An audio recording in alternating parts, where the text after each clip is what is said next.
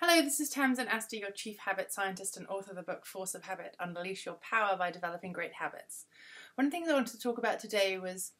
what happens when you start to shift and change your habits and how it can affect the relationships you have. Because one of the things that I've noticed, and I first started noticing when I started teaching yoga about a decade ago,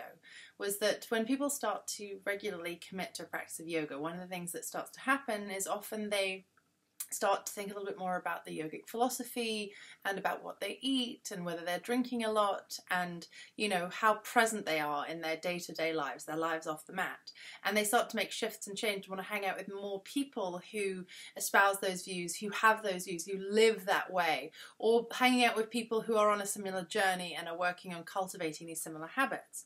And one of the things that I notice sometimes with my clients is that if they are in relationships with some people who do not